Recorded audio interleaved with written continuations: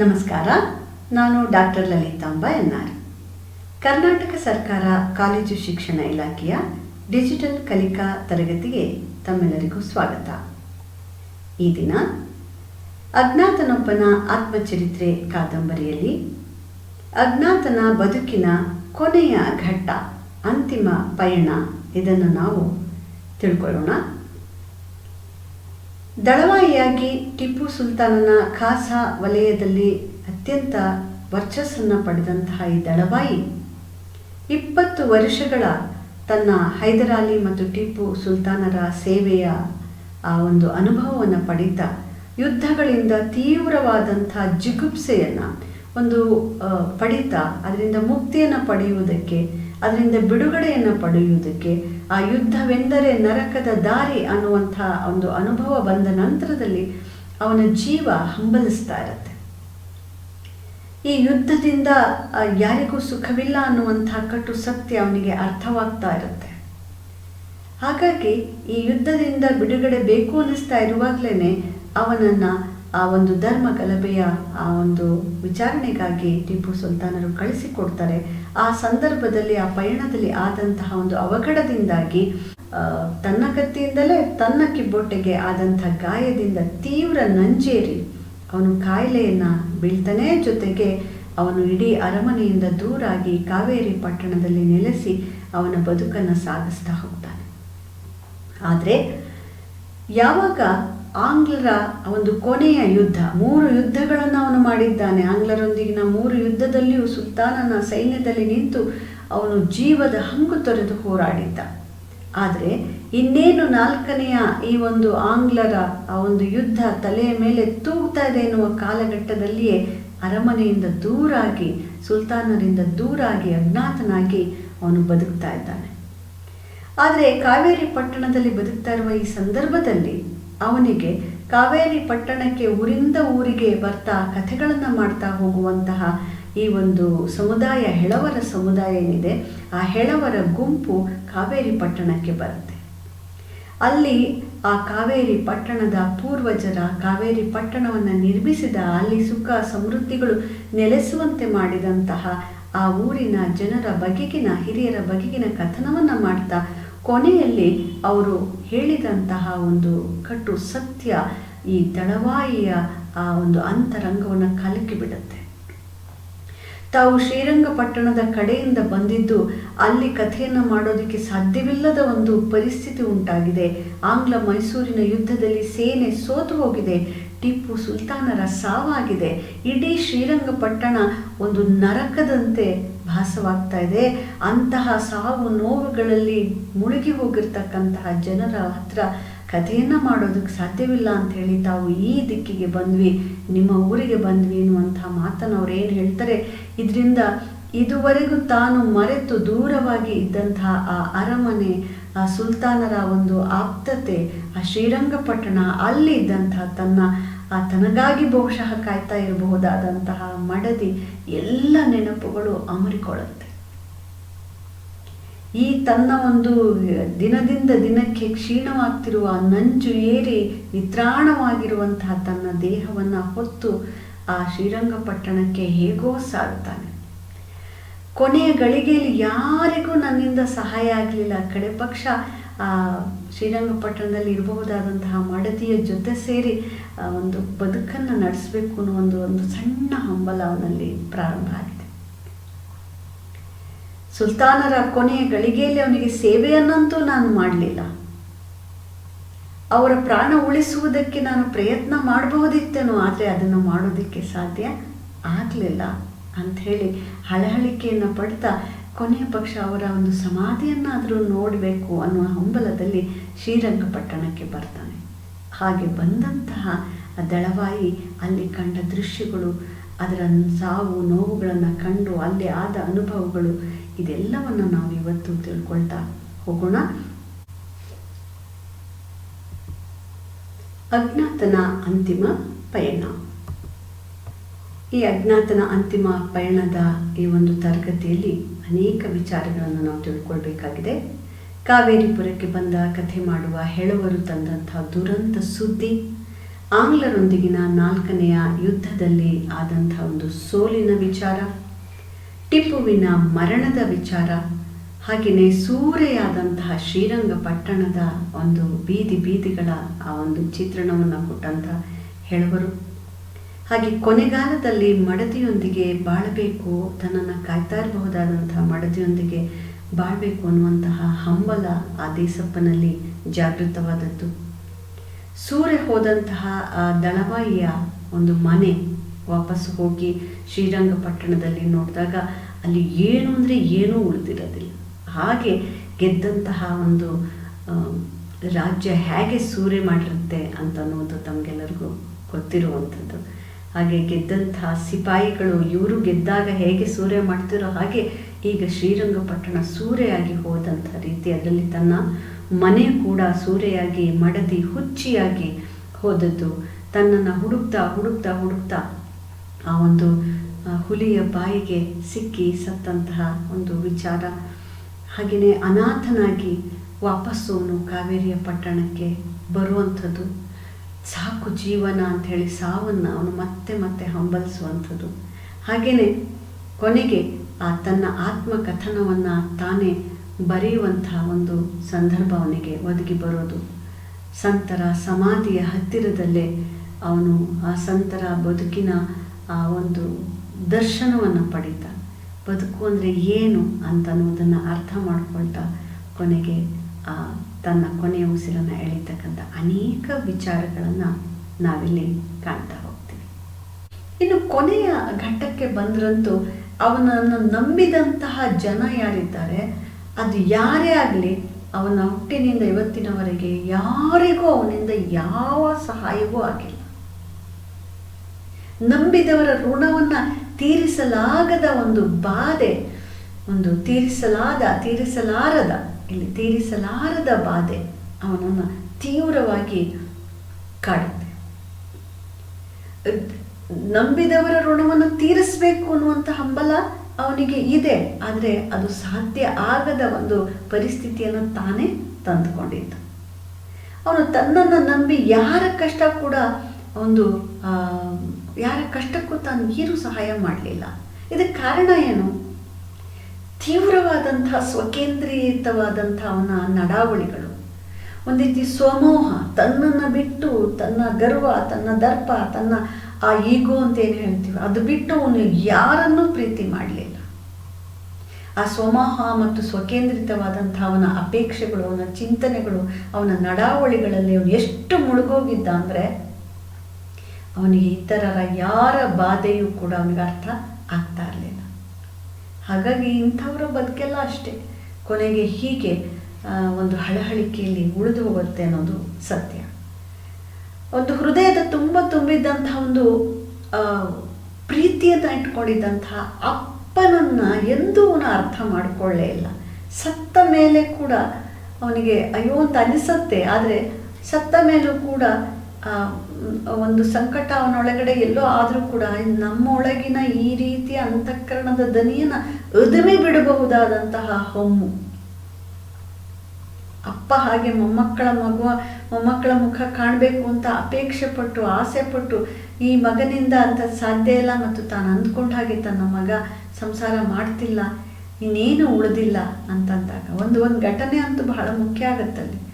ಯಾವತ್ತು ಅವನು ಸೈನ್ಯಕ್ಕೆ ಸೇರಿ ಕತ್ತಿಯನ್ನು ಪಡ್ಕೊಳ್ತಾನೋ ಆವತ್ತು ತಂದೆ ತನ್ನ ಕೈಗಳನ್ನು ಅವನ ಮುಂದೆ ಹಿಡಿದು, ಈ ಕೈಗಳನ್ನು ಕತ್ತರಿಸಾಕ್ಬಿಡು, ಮಾಡಬಾರದ ಪಾಪಗಳನ್ನು ಈ ಕೈಗಳಲ್ಲಿ ಮಾಡಿದೆ, ನೀನು ಇಂಥ ಕೆಲಸ ಹಿಡಿಬಾರ್ದು, ಸೈನಿಕನಾಗಬಾರ್ದು ನಾನು ಆಸೆ ಪಟ್ಟರೆ ಅದೇ ಆಗಿದೆಯಾ, ಕತ್ತರಿಸಾಕ್ಬಿಡು, ಕೊನೆಗೆ ಹೋಗ್ಲಿ ನನ್ನ ಕೈ ಕಾಲುಗಳನ್ನ ಜೊತೆಗೆ ಅಂತ ಹೇಳಿರ್ತಾನೆ. ಆದರೆ ನಾನು ಕತ್ತಿ ಬಂದಿರೋದು ಯುದ್ಧದಲ್ಲಿ ಸಾಹಸ ತೋರ್ಸೋಕ್ಕೆ ಹೊರತು ಅಪ್ಪನ ಕೈ ಕತ್ತರಿಸೋಕ್ಕಾಗಲ್ಲ ಅಂತ ಹೇಳಿ ಆ ಕತ್ತಿಗೆ ಒಂದು ಪೂಜೆಗಳನ್ನು ಮಾಡಿರ್ತಾನೆ. ಆ ಕೊನೆಯ ದಿನ ತಂದೆಯಂತೂ ಯಾವ ರೀತಿ ಸಂಕಟ ಪಡ್ತಾನೆ ಅಂದರೆ, ಮಗ ಸೊಸೆಯರ ಹತ್ರ ಮಾತಾಡ್ತಾ ಮೊಮ್ಮಕ್ಕಳ ಆಸೆಯನ್ನು ಹೇಳ್ತಾ ಹೋಗ್ತಾನೆ. ಕೊನೆಗೆ ಅವನು ಹೇಳ್ತದೆ, ತನ್ನ ಕಾಲನ್ನು ಇತ್ಯಾದಿಗಳನ್ನೆಲ್ಲ ಕತ್ತರಿಸಿ ನೀನು ಯಾವುದಾರ ಒಂದು ದೂರದ ಒಂದು ದೇವಸ್ಥಾನದ ಹತ್ರವೋ ಯಾವುದೋ ಗುಡಿ ಹತ್ರವೋ ಎಲ್ಲೋ ಒಂದು ಕಡೆ ತಗೊಂಡೋಗಿ ಮಂಟಪದ ಹತ್ರ ಬಿಸಾಡ್ಬಿಡು, ಇಲ್ಲಿ ಹತ್ರದಲ್ಲಿ ಮಾತ್ರ ಬಿಸಾಡಬೇಡ, ಯಾಕಂದರೆ ಜನ ನೋಡಿದವರು ಇವನು ಮಾಡ್ತಿದ್ದ ಪಾಪಕ್ಕೆ ಸರಿಯಾದ ಶಿಕ್ಷೆ ಕೊಟ್ಟ ದೇವರು ಅಂತ ಅಂದ್ಕೊಂಡು ಬಿಡ್ತಾರೆ.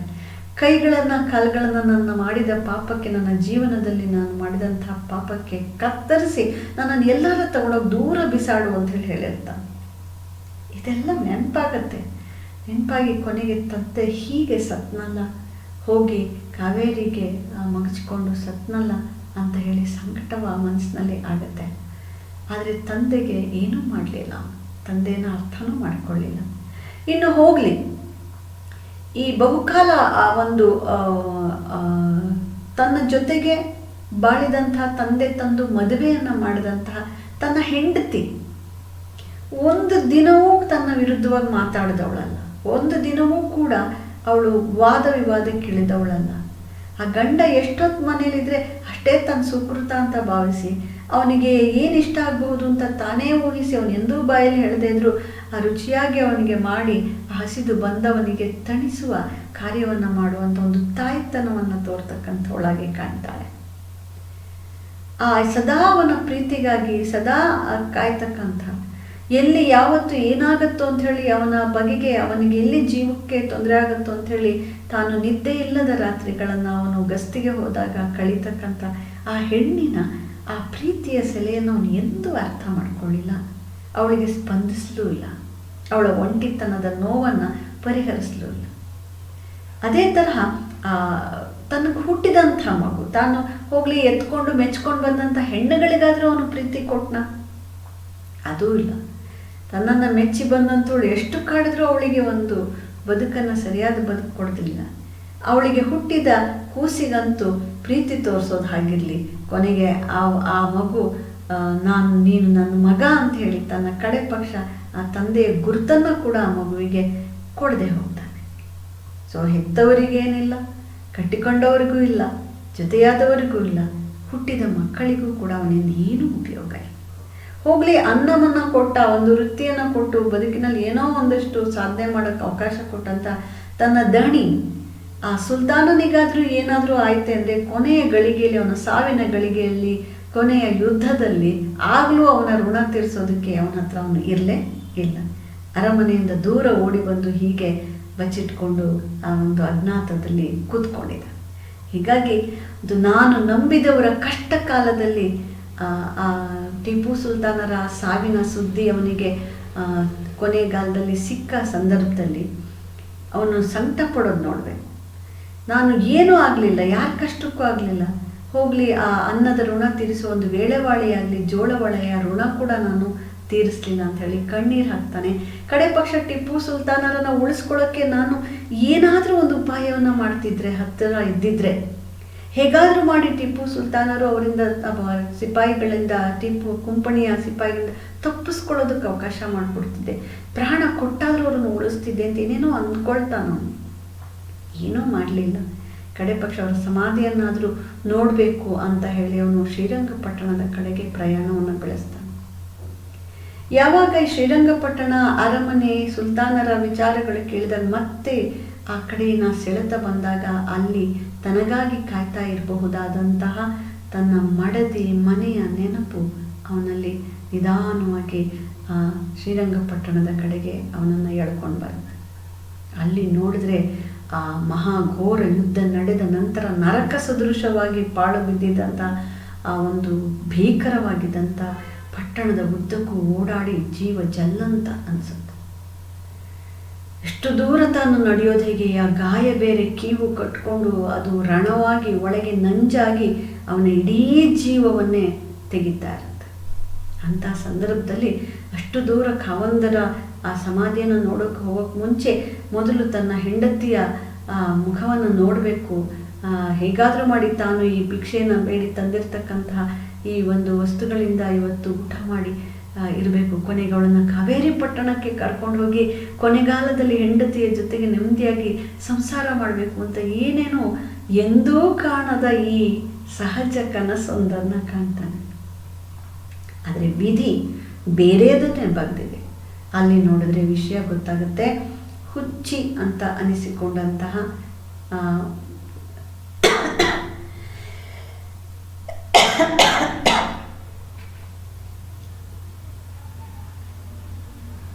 ಅಲ್ಲಿ ನೋಡಿದ್ರೆ ವಿಧಿ ಬೇರೆಯನ್ನೇ ಬಗ್ದಿರುತ್ತೆ. ತನ್ನ ಗಂಡನಿಗೆ ಕಾದು ಕಾದು ಕಾದು ನಡೆದಂಥ ಯುದ್ಧದಲ್ಲಿ ತನ್ನ ಗಂಡ ಏನಾಗಿ ಹೋದ್ನು ಅಂತ ಹೇಳಿ ಹೆದರಿ ಅವನನ್ನು ಹುಡುಕ್ತಾ ಹುಡುಕ್ತಾ ಅರಮನೆಯ ಬೀದಿಗಳಲ್ಲಿ ಸುತ್ತಾ ಕೊನೆಗೆ ಆ ಪಂಜರದಿಂದ ತಪ್ಪಿಸಿಕೊಂಡಂತಹ ಹುಲಿಗಳ ಬಾಯಿಗೆ ಸಿಕ್ಕಿ ಒಂದು ಛಿದ್ರವಾಗಿ ಹೋಗ್ತಕ್ಕಂತಹ ಆ ಹೆಂಡತಿಯ ದಾರುಣ ಕಥೆಯನ್ನು ಕೇಳಿ ಅವನಿಗೆ ತಡ್ಕೊಳಕ್ಕಾಗೋದಿಲ್ಲ. ಹೇಗಾದರೂ ಮಾಡಿ ಅವಳ ಆ ಒಂದು ಶವವನ್ನು ಹುಡುಕಿ ಅದಕ್ಕೊಂದು ಸಂಸ್ಕಾರ ಮಾಡಬೇಕು ಅಂತ ಹೇಳಿ ಹೋಗ್ತಾನೆ. ಕೊನೆಗೆ ಆ ಹುಲಿಯ ಬಾಯಿಗೆ ಸಿಕ್ಕಂತಹ ಆ ಒಂದು ಅಳಿದುಳಿದ ಅವಳ ದೇಹದ ಕೊಳೆತ ಭಾಗವನ್ನು ತೆಗೆದು ಅದಕ್ಕೊಂದು ಸಂಸ್ಕಾರವನ್ನು ಮಾಡ್ತಾನೆ. ಇಷ್ಟು ಹೊತ್ತಿಗಾಗಲೇ ಅವನಿಗೆ ತನಗೆ ಸಾವು ಬರಬೇಕು, ಇನ್ನು ಬದುಕಬಾರ್ದು ಅನ್ನುವಂಥ ಪರಿಸ್ಥಿತಿ ಬಂದಿರುತ್ತೆ. ಅದರ ಜೊತೆಗೆ ಟಿಪ್ಪುವನ್ನು ತಾನು ಗುಂಡಿಟ್ಟು ಕೊಂದಂತಹ ಒಬ್ಬ ಬಿಳಿಯ ಸಿಪಾಯಿಯ ಅವನು ಕಾಲಿಗೆ ತೀವ್ರ ಗಾಯವನ್ನು ಮಾಡಿಕೊಂಡು ಅವನು ಏನು ಆ ಟಿಪ್ಪು ಕೊನೆಯ ಗಳಿಗೆಯಲ್ಲಿ ಹೊಡೆದ ಆಘಾತದಲ್ಲಿ ತೀವ್ರವಾದಂತಹ ಒಂದು ಗಾಯಕ್ಕೆ ಒಳಗಾದಂತಹ ಬಿಳಿಯ ಅವನ ಮೇಲೂ ಕರುಣೆಯನ್ನು ತೋರಿಸಿ ಅವನಿಗೊಂದಷ್ಟು ಔಷಧಿಯನ್ನು ಮಾಡಿಸಿ ಎಲ್ಲಿಂದಲೂ ಬಂದ ಆ ದರೋಡೆಕೋರರು ಆ ಇಡೀ ಶ್ರೀರಂಗಪಟ್ಟಣದ ಯುದ್ಧದ ಜಾಗಗಳಲ್ಲಿ ಮಾಡ್ತಾ ಇದ್ದಂತಹ ಆ ಒಂದು ಸತ್ತ ಹೆಣಗಳಿಂದ ಆ ಚಿನ್ನವನ್ನು ಇತ್ಯಾದಿಗಳನ್ನು ದೋಚ್ತಾ ಇದ್ದಂತಹ ಗುಂಪಿನ ಪರಿಚಯವನ್ನು ಅಲ್ಲಿ ಮಾಡ್ತಾನೆ. ಅಲ್ಲಿನ ಘೋರವನ್ನು ನೆನೆಸ್ಕೊಂಡು ಅವನಿಗೆ ಈ ಯುದ್ಧ ಮತ್ತು ಅದರ ಪರಿಣಾಮಗಳು ತೀವ್ರವಾದಂಥ ಒಂದು ಮಾನಸಿಕ ಪರಿವರ್ತನೆಯನ್ನು ಮಾಡ್ತಾ ಹೋಗುತ್ತೆ. ಸೊ ಈ ಥರದ ಒಂದು ಸಂಕಟದಲ್ಲಿ ಅವನು ಶ್ರೀರಂಗಪಟ್ಟಣವನ್ನು ಬಿಟ್ಟು ಮತ್ತೆ ಕಾವೇರಿಪುರದತ್ತ ಪ್ರಯಾಣವನ್ನು ಮಾಡ್ತಾ ಹೋಗ್ತಾನೆ. ಕಾವಂದರ ನೆನಪು, ಮಡದಿಯ ಸಾವು, ಜೊತೆಗೆ ಮನೆ ಹಾಳಾಗಿ ಹೋಗಿ ತಾನು ಯಾವ ಕಾರಣಕ್ಕಾಗಿ ಒಂದು ಸೈನ್ಯದಲ್ಲಿ ಹೋದಾಗ ಅನೇಕ ಸಂಪತ್ತನ್ನು ಲೂಟಿ ಮಾಡಿ ತಂದು ಒಡವೆ ವಸ್ತ್ರಗಳನ್ನು ದೊಡ್ಡ ಪೆಟಾರಿಯಲ್ಲಿ ತುಂಬಿರ್ತಿದ್ನು ಮುಂದಿನ ತನ್ನ ಭವ್ಯ ಭವಿಷ್ಯತ್ತಿಗೆ ಅಂಥೇಳಿ. ಯಾವ ಭವ್ಯ ಭವಿಷ್ಯತ್ತು? ಇಂತಹ ಒಂದು ಬದುಕನ್ನು ಬಾಳಿದಂಥವರ ಬದುಕಿಗೆ ಒಂದು ಭವಿಷ್ಯತ್ತು ಅನ್ನೋದೆಲ್ಲಿರುತ್ತೆ?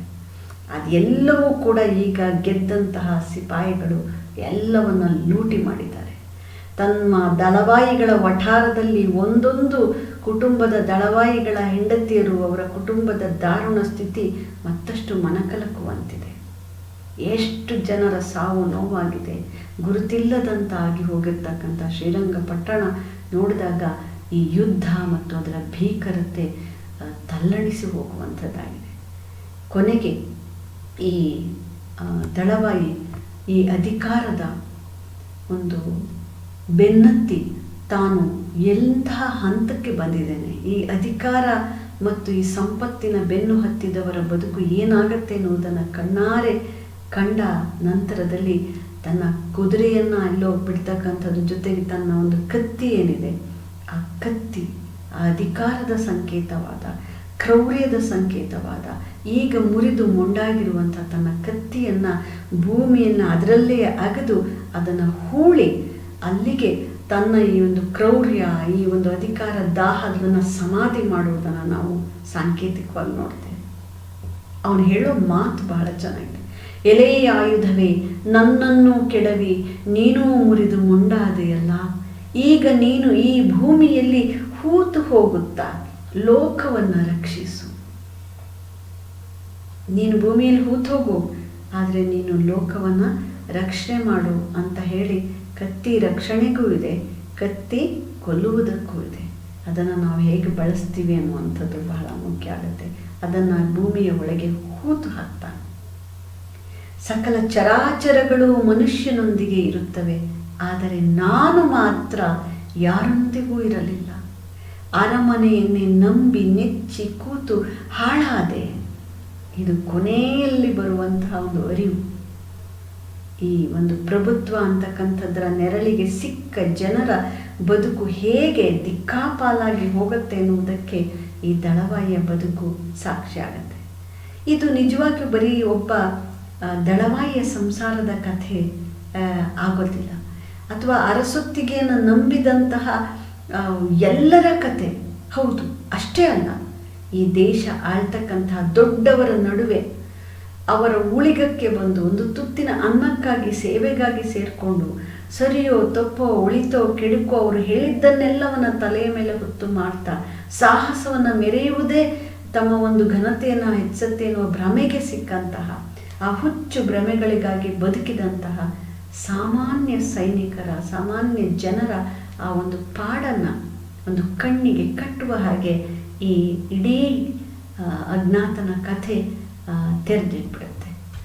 ಜೊತೆಗೆ ಈ ಹಿಂಸೆ ಮತ್ತು ಮಾನವ ಸಂಬಂಧಗಳು, ಎಲ್ಲಿ ಹಿಂಸೆ ಎನ್ನುವುದು ತಾಂಡವವಾಡುತ್ತೋ ಅಲ್ಲಿ ಮಾನವ ಸಂಬಂಧ ಅದು ಅದರ ಒಂದು ಕೊಂಡಿ ಕಳಚಿ ಹೋಗುತ್ತೆ ಎನ್ನುವ ಸತ್ಯವನ್ನು ನಾವು ಅರ್ಥ ಮಾಡ್ಕೋಬೇಕಾಗುತ್ತೆ.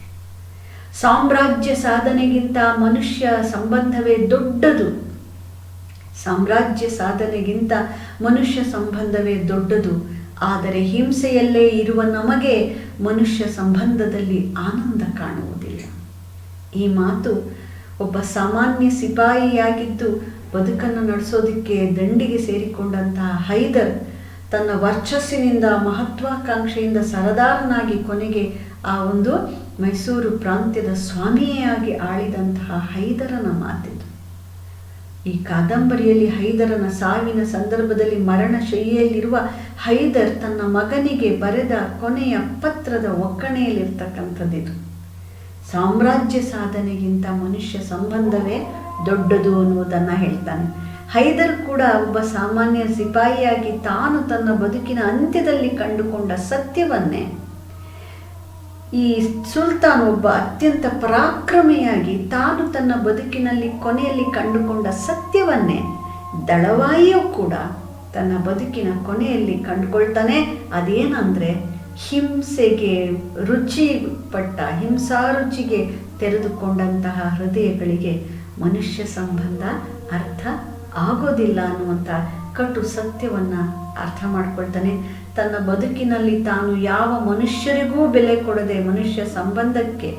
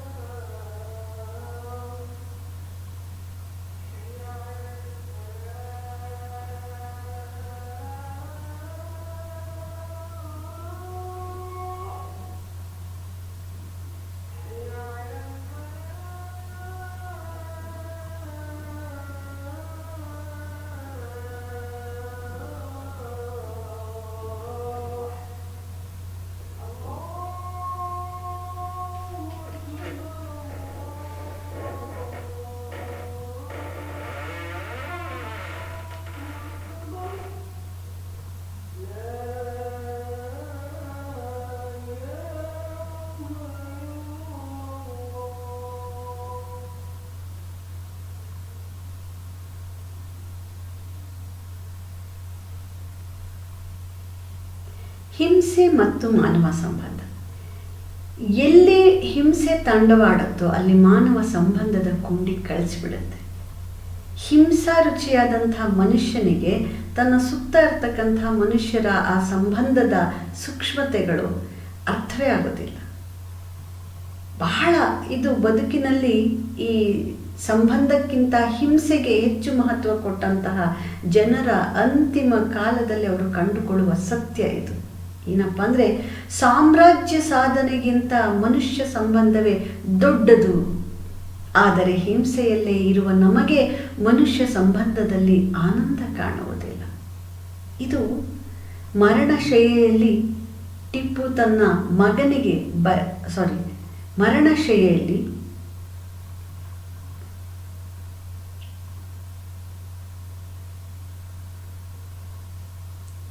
ಹಿಂಸೆ ಮತ್ತು ಮಾನವ ಸಂಬಂಧ. ಎಲ್ಲಿ ಹಿಂಸೆ ತಾಂಡವಾಡುತ್ತೋ ಅಲ್ಲಿ ಮನುಷ್ಯ ಸಂಬಂಧಕ್ಕೆ ಬೆಲೆ ಅನ್ನೋದಿರಲ್ಲ. ಅದರ ಮಾನವ ಸಂಬಂಧದ ಕೊಂಡಿ ಕಳಚಿಬಿಡುತ್ತೆ. ಯಾವ ವ್ಯಕ್ತಿಯ ಹಿಂಸಾರುಚಿಯಾಗಿರ್ತಾನೋ ಅಂಥವನಿಗೆ ತನ್ನ ಸುತ್ತ ಇರ್ತಕ್ಕಂತಹ ಮನುಷ್ಯರ ಬೆಲೆಯಾಗಲಿ, ಅವರ ಪ್ರೀತಿ ವಾತ್ಸಲ್ಯದ ಆ ಒಂದು ಬೆಲೆಯಾಗಲಿ ಗೊತ್ತಿರೋದಿಲ್ಲ ಅಥವಾ ಅರ್ಥ ಮಾಡ್ಕೊಳ್ಳೋಕ್ಕೆ ಪ್ರಯತ್ನ ಮಾಡಲ್ಲ. ಆ ಮಾನವ ಸಂಬಂಧಗಳನ್ನು ಯಕಶ್ಚಿತ್ ಅಂತ ಹೇಳಿ ಭಾವಿಸ್ತಾ ಇರ್ತಾನೆ. ಆದರೆ ಯಾವಾಗ ಈ ಮಾನವ ಸಂಬಂಧದ ಶ್ರೇಷ್ಠತೆ ಏನು ಅಂತ ಅವನಿಗೆ ಅರ್ಥ ಆಗುತ್ತೋ ಆಗ ಅವನ ಇಡೀ ಬದುಕಿನ ನಡಾವಳಿಗಳ ಬಗೆಗೆ ಅವನು ತೀವ್ರವಾದಂತಹ ಒಂದು ಪಾಪ ಪ್ರಜ್ಞೆಯಲ್ಲಿ ನರಳುವಂಥದ್ದನ್ನು, ಸಂಕಟ ಪಡೋದನ್ನು ನಾವು ಕಾಣ್ತೇವೆ.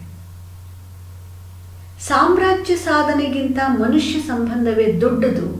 ಆದರೆ ಹಿಂಸೆಯಲ್ಲೇ ಇರುವ ನಮಗೆ ಮನುಷ್ಯ ಸಂಬಂಧದಲ್ಲಿ ಆನಂದ ಕಾಣುವುದಿಲ್ಲ. ಈ ಮಾತು ಈ ಕಾದಂಬರಿಯಲ್ಲಿ ಮರಣಶೈಲಿಯಲ್ಲಿ ಇರುವಂತಹ ಹೈದರ್ ಮಗನಾದ ಟಿಪ್ಪುವಿಗೆ ಬರೆದಂತಹ ಆ ಒಂದು ಪತ್ರದಲ್ಲಿ ಇರ್ತಕ್ಕಂತಹ ಒಕ್ಕಣೆ. ಎಂಥ ಮಾತು! ನಿಮಗೆಲ್ಲ ಗೊತ್ತಿರೋ ಹಾಗೆಯೇ ಒಂದು ಹೈದರ್ ಕೂಡ ಒಬ್ಬ ಸಾಮಾನ್ಯ ಸೈನಿಕನಾಗಿ ಸೇರಿಕೊಂಡು ತನ್ನ ತೀವ್ರವಾದ ಧೈರ್ಯ, ಪರಾಕ್ರಮ ಮತ್ತು ವರ್ಚಸ್ಸನ್ನು ಬೆಳೆಸ್ಕೊಳ್ತಾ ಒಂದು ಮಹತ್ವಾಕಾಂಕ್ಷೆಯಿಂದ ಸರದಾರನಾದವನು, ಇಡೀ ಮೈಸೂರು ಪ್ರಾಂತ್ಯದ ಒಂದು ಖಾವಂದನಾಗಿ, ಸುಲ್ತಾನನಾಗಿ ಮೆರೆದಂಥವನು. ಅಂತಹ ಹೈದರ್ ತನ್ನ ಬದುಕಿನ ಕೊನೆಯಲ್ಲಿ ಈ ಸತ್ಯವನ್ನು ಕಂಡುಕೊಳ್ತಾನೆ. ಈ ಸಾಮ್ರಾಜ್ಯ ಆಳುವ ನಾವುಗಳು ಹಿಂಸೆಯ ಕಡೆಗೆ ಸದಾಕಾಲ ಮುಖ ಮಾಡ್ತಾ ಆ ಅರಸೊತ್ತಿಗೆಯನ್ನು ಉಳಿಸಿಕೊಳ್ಳುವುದರಲ್ಲಿ, ಆ ಹಿಂಸೆಯಲ್ಲಿ ಎಷ್ಟು ತೊಡಗಿ ಹೋಗ್ತೇವೆ ಅಂದರೆ ನಮ್ಮ ಸುತ್ತ ಇರುವ ಮಾನವ ಸಂಬಂಧದ ಸೂಕ್ಷ್ಮತೆಗಳನ್ನು ಅರ್ಥ ಮಾಡ್ಕೊಳ್ಳದೆ ಹೋಗ್ಬಿಡ್ತೀವಿ ಅನ್ನುವಂಥ ಒಂದು ಸತ್ಯವನ್ನು ಅವನು ಅರ್ಥ ಮಾಡ್ಕೊಳ್ತಾನೆ. ಬಹುಶಃ ಇದು ಕೇವಲ ಹೈದರನಿಗೆ ಅರ್ಥವಾದಂತಹ ಸತ್ಯ ಅಷ್ಟೇ ಅಲ್ಲ. ಅನೇಕ ಯುದ್ಧಗಳನ್ನು ಮಾಡಿ ಬ್ರಿಟಿಷರ ಜೊತೆಗಿನ ಕೊಂಪಣಿ ಸರಕಾರದ ಆ ಒಂದು ಯುದ್ಧಗಳಲ್ಲಿ ಸೋತು ತನ್ನ ಮಕ್ಕಳನ್ನೇ ಒತ್ತೆ ಇಟ್ಟು ಆ ಟಿಪ್ಪು ಕೊನೆಯ ಗಳಿಗೆಗಳಲ್ಲಿ ಅರ್ಥ ಮಾಡಿಕೊಂಡ ಸತ್ಯ ಕೂಡ ಇದೆ. ಈ ಅರಮನೆ ಇದು ಸಾಕು, ಈ ಒಂದು ಆಳ್ವಿಕೆ, ಈ ಒಂದು ಅಧಿಕಾರ, ಪಟ್ಟ, ನವಾಬತನವನ್ನು ಕಳ್ಕೊಂಡು ದೇಸಿಗನಾಗಿ ಎಲ್ಲಾದರೂ ದೇಶಾಂತರ ಹೋಗ್ಬಿಡ್ಬೇಕು, ಆಗಂತಕನಾಗಿ ಗೊತ್ತಾಗದ ಹಾಗೆ ಒಬ್ಬ ಅಜ್ಞಾತನಾಗಿ ಬದುಕಬೇಕು ಅನ್ನುವ ತರಹದ ಹಂಬಲದಲ್ಲಿ ಅವನ ತಳಮಳವೂ ಕೂಡ ಇದೇ ಆಗಿದೆ.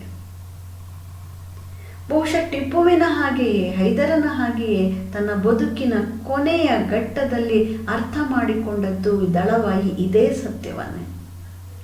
ತಾನಂತೂ ಹಿಂಸಾ ರುಚಿಯಾಗಿ ಇಡೀ ನನ್ನ ಬದುಕಿನಲ್ಲಿ ಇದ್ದಂಥ ನನ್ನ ಸುತ್ತಿನ ಜನರ ಆ ಒಂದು ಪ್ರೀತಿಯ ಸೆಲೆಯನ್ನು ಎಂದೂ ಕೂಡ ಅರ್ಥ ಮಾಡಿಕೊಳ್ಳದೆ ಹೋದೆ. ಆ ಇಡೀ ಮಾನವ ಸಂಬಂಧದ ಆ ಒಂದು ರಕ್ಷಕ ಆ ಭಾವವನ್ನು, ಆ ಒಂದು ವಾತ್ಸಲ್ಯದ ಭಾವವನ್ನು, ಒಂದು ಪ್ರೀತಿಯ ಭಾವವನ್ನು, ಒಂದು ಸಾರ್ಥಕತೆಯನ್ನು ಬದುಕಿಗೆ ತಂದುಕೊಡುವ ಆ ಮಾನವ ಸಂಬಂಧವನ್ನೇ ನಾನು ಬದುಕಿನಲ್ಲಿ ಅತ್ಯಂತ ಯಕಶ್ಚಿತ್ತಾಗಿ ಕಂಡುಬಿಟ್ಟೆ. ಅದರ ಪರಿಣಾಮವಾಗಿ ನಾನು ಇವತ್ತು ಇಂಥ ಒಂದು ದೀನ ಸ್ಥಿತಿಗೆ ಬರಬೇಕಾಗಿದೆ ಅನ್ನುವಂಥ ಕಟು ಆದರೂ ಸತ್ಯವನ್ನು ಅವನು ಅರ್ಥ ಮಾಡ್ಕೊಳ್ತಾನೆ. ಒಂದಲ್ಲ ಒಂದು ದಿನ ಎಲ್ಲ ಸಾಹಸ, ಎಲ್ಲ ಹಮ್ಮು, ಎಲ್ಲ ಅಧಿಕಾರದ ತುತ್ತ ತುದಿಯಲ್ಲಿ ಅರಿವಿಗೆ ಬರಬೇಕಾದದ್ದಿಷ್ಟೇ. ಇವೆಲ್ಲವೂ ಭ್ರಮೆ, ಇವೆಲ್ಲವೂ ಸುಳ್ಳು, ಇದರಾಚೆಗೆ ಉಳಿತಕ್ಕಂಥದ್ದೇನು? ಪ್ರೀತಿಯ ವಿದ್ಯಾರ್ಥಿಗಳೇ, 1000 ವರ್ಷಗಳ ಹಿಂದೆ ಭರತ ಬಾಹುಬಲಿಗಳ ಆ ಒಂದು ಮಹಾ ಸಂಗ್ರಾಮದ ಒಳಗೆ ಪಂಪ ನಮಗೆ ಹೇಳಿದ ಸತ್ಯವೂ ಕೂಡ ಇದೆ. ಯಾವ ಸಂಪತ್ತಿಗಾಗಿ, ಯಾವ ಅಧಿಕಾರಕ್ಕಾಗಿ ತನ್ನ ಸ್ವಂತ ಸೋದರನೆಂಬುದನ್ನು ಮರೆತು ನಡೆದುಕೊಳ್ಳುವಂತೆ ಈ ಅಧಿಕಾರ ಅಥವಾ ಈ ಹಿಂಸೆ ಅನ್ನುವಂಥದ್ದು ನಮ್ಮನ್ನು ಪ್ರಚೋದಿಸುತ್ತೋ ಅದೆಲ್ಲವೂ ಕೂಡ ಭ್ರಮೆ, ಅದು ಸುಳ್ಳು, ಅದು ಪೊಳ್ಳು. ಅದರಾಚೆಗೆ ಒಂದು ಮಾನವೀಯ ಸಂಬಂಧಗಳೇ ತುಂಬ ಮುಖ್ಯ ಅನ್ನೋದನ್ನು ಅರ್ಥ ಮಾಡ್ಕೋಬೇಕಾಗುತ್ತೆ.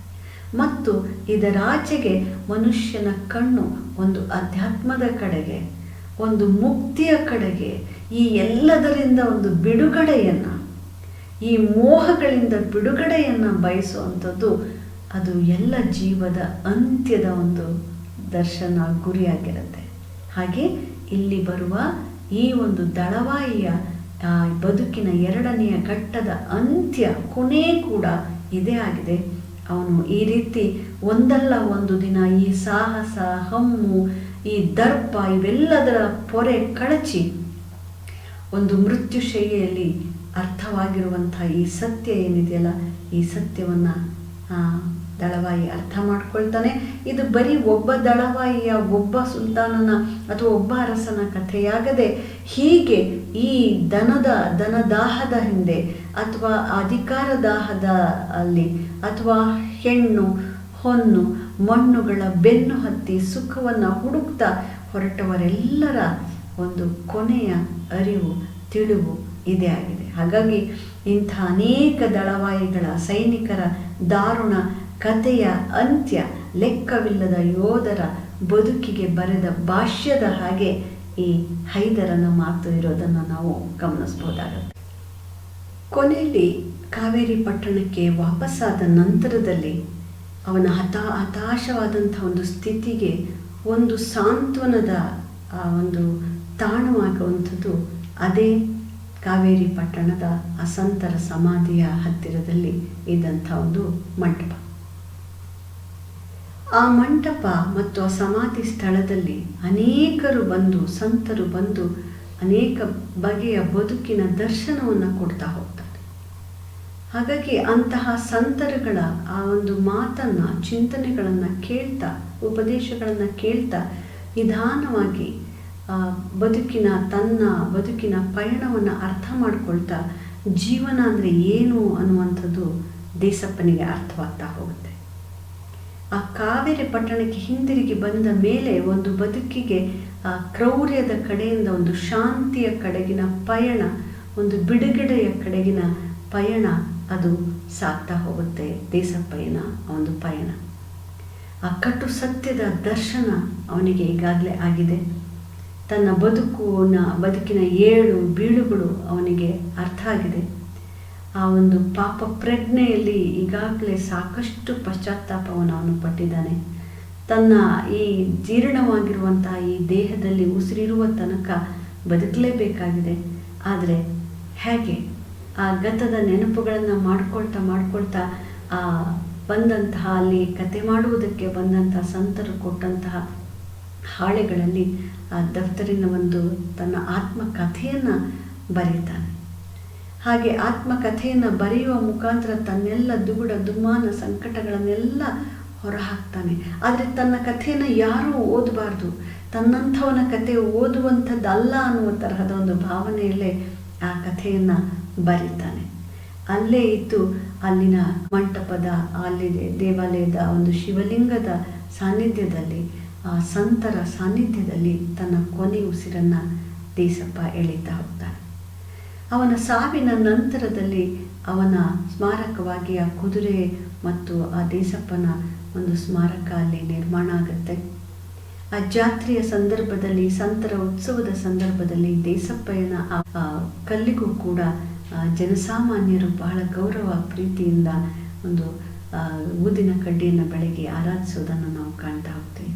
ಅಂತೂ ಜನಸಮುದಾಯದ ಮುಂದೆ ಕೊನೆಯವರೆಗೂ ಒಬ್ಬ ಸಂತನ ಹಾಗೆ, ಒಬ್ಬ ದೇಸಿಗನ ಹಾಗೆ ಜನರ ಮನಸ್ಸಿನಲ್ಲಿ ದೇಸಪ್ಪಯ್ಯ ಉಳಿದು ಹೋಗ್ತಾನೆ.